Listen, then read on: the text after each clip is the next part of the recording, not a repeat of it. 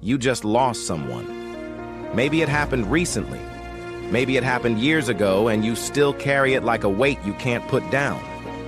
Everyone around you says the same things. They're in a better place. Time heals everything. Stay strong. And none of it helps. None of it even comes close. But almost 2,000 years ago, a man sat down and wrote a letter about grief that cuts deeper than anything modern therapy or self-help has ever produced. His name was Seneca, and what he wrote wasn't comforting in the way you'd expect. It was comforting because it was honest.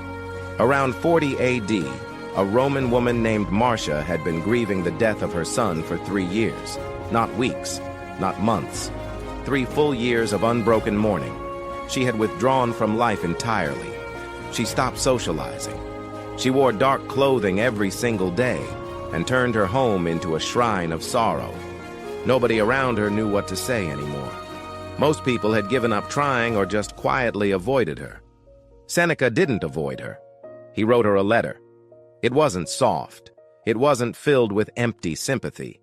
It was one of the most brutally compassionate things ever put on paper. The letter is known today as Consolation to Marcia. Seneca didn't start by telling Marcia to stop crying. He acknowledged that grief is natural. The tears that come first aren't a choice. They're human. Even the wisest person alive will flinch at loss. But then he drew a line. He told Marcia there's a difference between feeling grief and choosing to live inside it.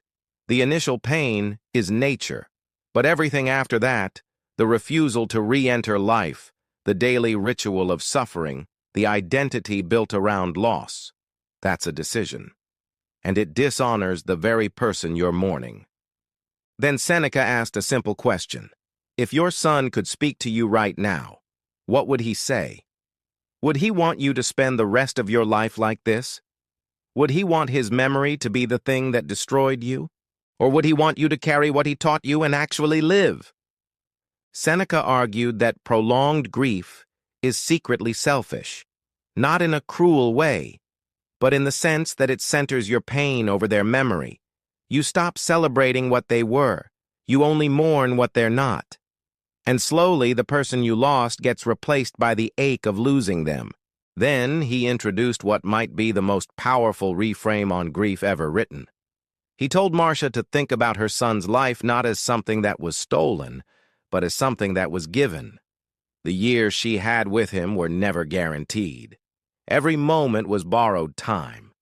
When you look at it that way, the question stops being, why did I lose him? And becomes, how was I lucky enough to have him at all? That shift, from entitlement to gratitude, is the entire heart of the letter. Seneca wasn't telling Marcia to pretend the pain didn't exist. He was telling her to stop letting pain become her entire story.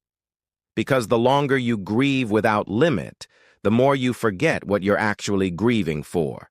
The person fades, the sadness stays, and that's the real tragedy. 2,000 years later, we live in a culture with a strange relationship to grief. On one side, people are told to get over it too quickly, go back to work, move on. On the other side, grief has become performative, where showing how devastated you are becomes part of your identity. Seneca would reject both extremes. Feel what you feel, fully and without apology. But don't build a home there. Don't mistake suffering for loyalty to the person you lost. The people we lose don't want monuments of sadness.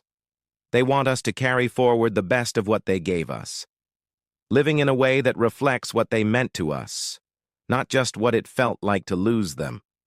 If you're carrying grief right now, Seneca's not asking you to put it down. He's asking you to carry it differently. Hold it like a scar that healed, not a wound that's still open. Seneca wrote this letter to a woman most of us would never have heard of.